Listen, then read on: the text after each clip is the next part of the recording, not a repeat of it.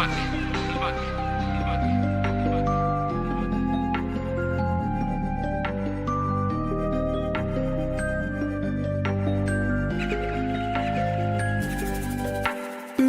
shanga mjibiwa, Afrika shansutukiwa. Mimudu shanga mjibiwa, Afrika shansutukiwa. Mimudu shanga mjibiwa, Afrika shansutukiwa.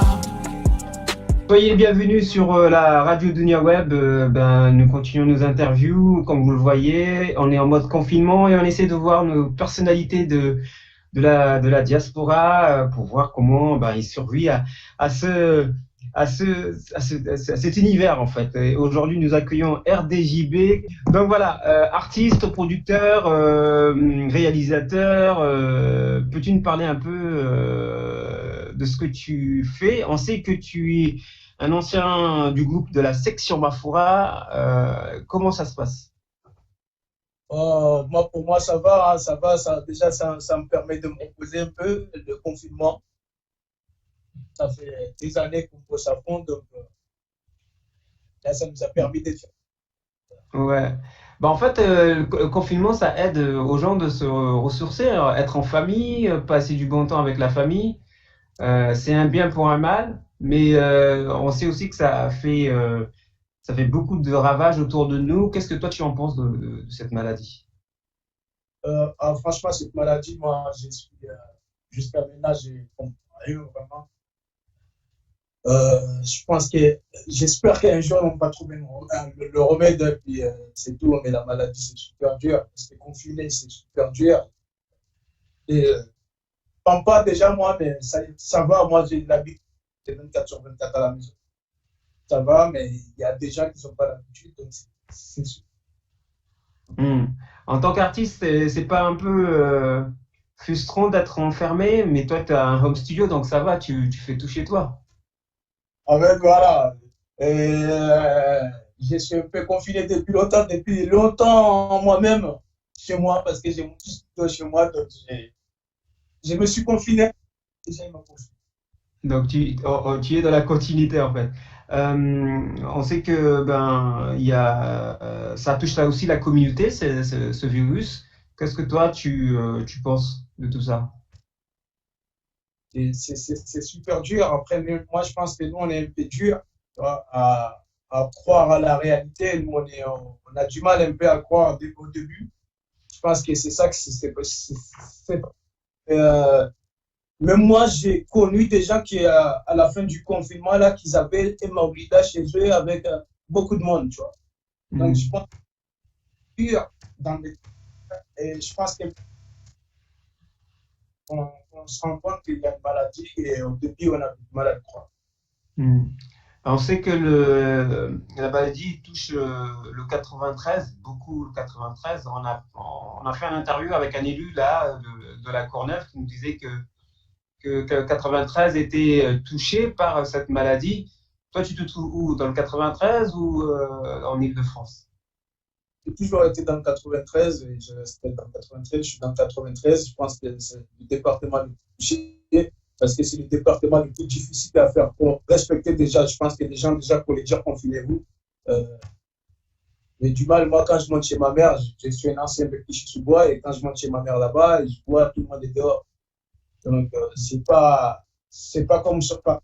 Je suis un taximan, je roule sur la route, je vois sur Paris, c'est vraiment les gens ils respectent, mais en banlieue, surtout ici, dans le 93, les gens ils ont du mal à respecter. Je pense que c'est ça qui fait qu'il y a plus de gens, il y a plus de cas ici. Là. D'accord. Clichy-sous-Bois, c'est bien sûr dans le 93. Tu te ressens comment, toi, par rapport à tout ça? Parce qu'on sait que cette maladie n'a pas encore touché les Comores, machallah. On croise les doigts qu'il n'y ait pas de cas au pays. Mais qu'est-ce que tu préconises pour ceux qui sont ici, à Marseille, à ceux qui sont à Paris et dans les restes de l'Île-de-France? Moi, ce que je dirais aux gens, c'est surtout d'écouter les médecins, parce que là, on ne parle pas des politiciens ou quoi.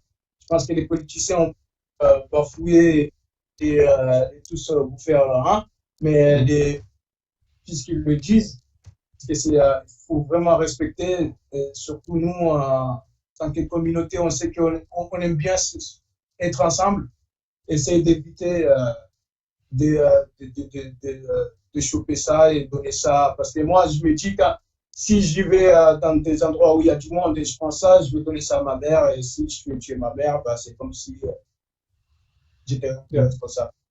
Normalement, penser comme moi et penser à leurs parents et à leurs enfants, et ceux qui n'ont pas d'enfants, leurs nièces, à tout le monde et s'enfermer. Je pense que c'est la bonne idée, même si on doit rester comme ça 3 4 mois.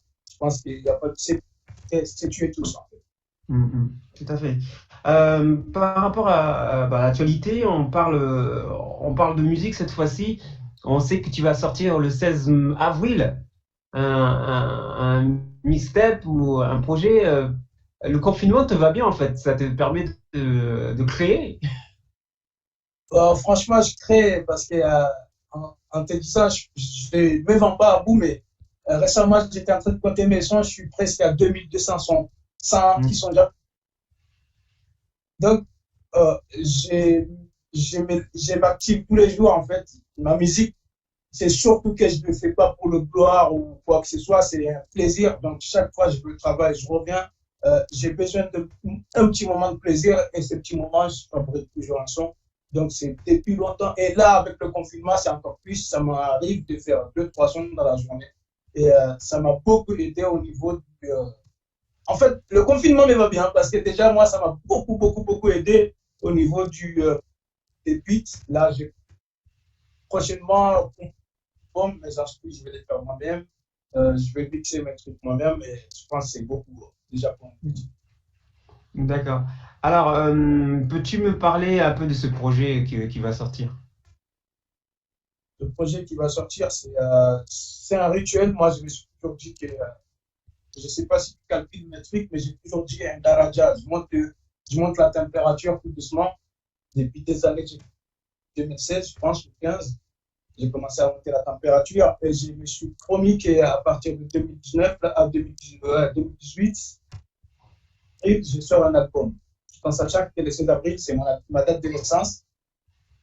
Et je me suis dit, tous les 16 avril, de toute façon, j'ai assez de son. Même si je ne chante plus, mais j'ai assez de faire ça. D'accord. Tous les sortir un projet pour accompagner mon ami. Pour accompagner mon âge. En gros, ton anniversaire.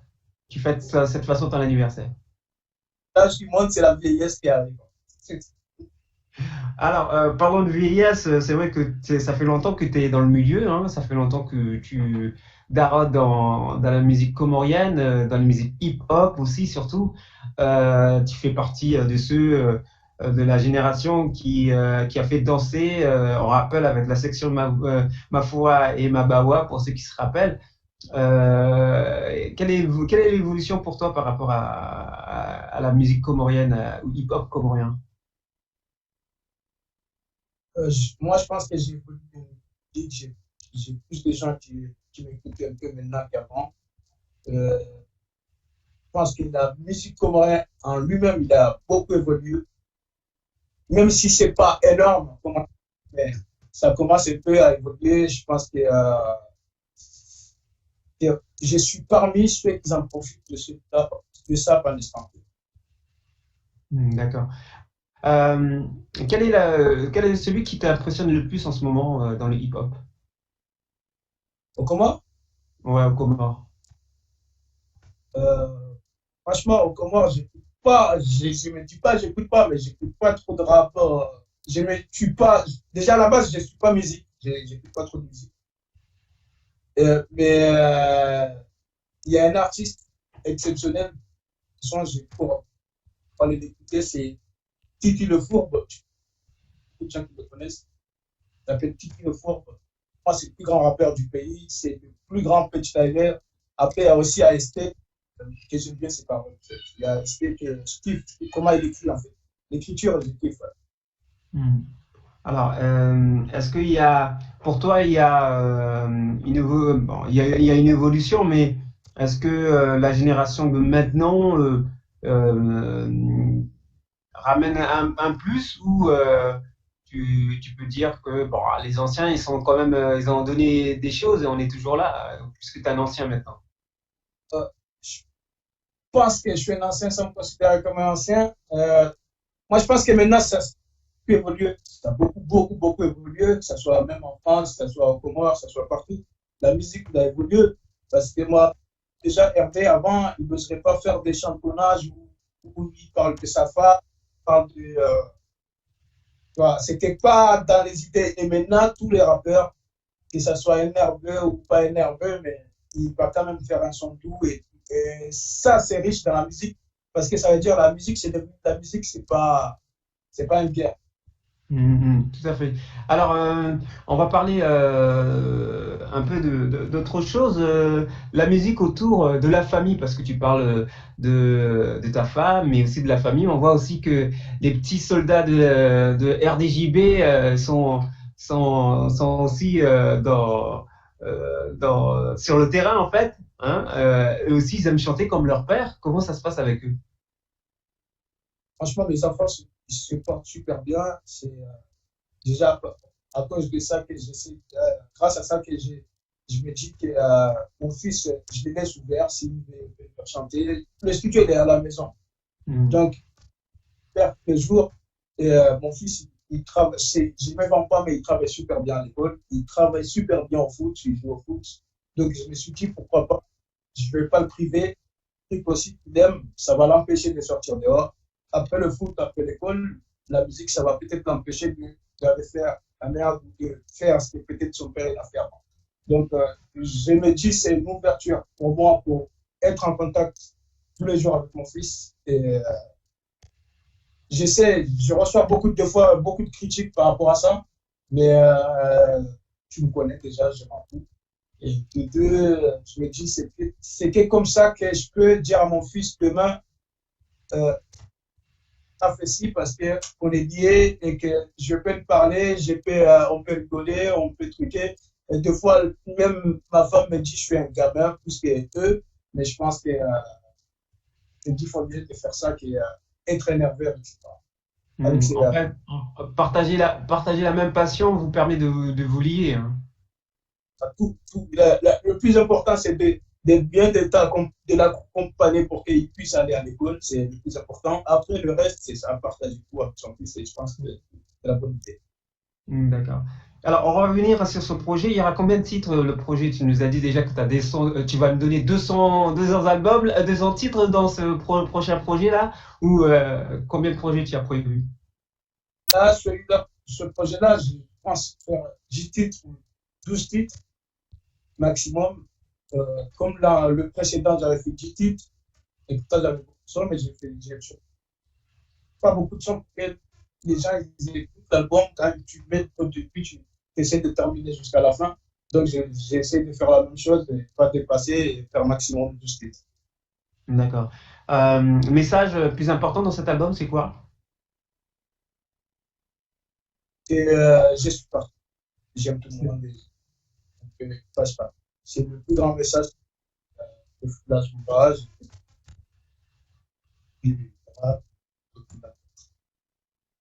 D'accord. Alors, on va redonner le plus d'infos sur toi, page Facebook, Instagram, pour ceux qui te suivent sur Internet. Moi, mon Instagram, c'est Macron Gang. C'est Gang. C'est ma page Facebook. Et sur YouTube aussi, c'est R2JP Macron Gang. D'accord. Pour terminer, tu as un message à la communauté, à tous ceux qui t'ont suivi? Le plus grand message, c'est de rester chez toi parce que actuellement, c'est super dangereux, ça peut peur. Donc, restez chez vous. Et deuxième message, puisque je suis dans l'interview, je pense que je fais partie des artistes comoriens qui sont un peu écoutés, mais qui ne sont pas. Il n'y a pas beaucoup de médias qui me contactent. Donc, aujourd'hui, si j'ai l'occasion, je tiens à remercier. Depuis l'année dernière, vous m'avez fait la même chose, et là, vous m'avez fait encore la même chose. Je tiens à vous remercier, à remercier tous qui ont écouté l'album. Je suis impressionné déjà. de mon précédent album, puisque j'ai sorti des mixtapes qui sont super lourds. Ils n'étaient pas tellement. Donc, je me disais, nous, en fait, on n'est pas écouté. Mais dans l'album, payant, c'est ce qui est bizarre, il est payant et il est super bien écouté. Je ne dévoile pas les écoutes, mais franchement, c'est super, super bien écouté. Je tiens à remercier ces gens-là qui m'écoutent. D'accord. Et Bah, en espérant qu'ils vont apprécier le produit, parce qu'après les 5 coups, d'accord. Eh ben, on te remercie et puis on te remercie de nous avoir effectué cette interview inédite par Facebook. Hein. On sait, on est en mode confinement. On espère t'accueillir au studio prochainement pour pouvoir parler de cet album. Hein. On espère que le 16 avril ou après le mois de Ramadan, on aura l'occasion de t'accueillir au studio pour pouvoir en parler, puisque nous savons que juste après ce confinement, on tombe directement en Ramadan. Mais bon. Tout ça, ça sera autre chose. On rappelle, hein, pour ceux qui souhaiteraient avoir plus d'informations sur RDJB, c'est Madounou Clan. J'arrive toujours pas à prononcer. Hein. J'arrive pas toujours. Mais tu sais bien, moi, Comoreoli. Donc, donc voilà. Donc voilà, je te remercie de nous avoir donné cet instant. On fera découvrir dans cette interview, bien sûr, le clip, quelques clips et YouTube aussi pour ceux et celles qui souhaiteraient avoir plus d'informations. Et puis, bien sûr, RDJB est disponible pour toute interview, prestation, mais aussi, je vous invite à aller, bien sûr, découvrir son studio, puisqu'il y a aussi des nombreux artistes qui viennent dans ce studio. On va parler d'Alia, c'est ça? il y a Dania, je suis en train de préparer un artiste qui a fait un dernier son là qui s'appelle Kaina Clay, qui est super, super bien vu et je suis tellement content d'être. Je pense que c'est ça, ma prochaine destinée, c'est ça, c'est producteur et donner des bouquins. Bon, on attend avec impatience. Les productions qui vont sortir de cette boîte à musique qui est dans la tête de ce monsieur. Nous, on l'apprécie énormément. On espère le revoir bientôt dans nos studios pour pouvoir en parler de tous ces projets. RDJB, merci beaucoup. Merci. C'est super cool. Merci. Donc, passe le salam à la famille et puis, comme on dit, restez chez vous jusqu'au moment où on peut nous dire, bien sûr, de sortir. Donc voilà.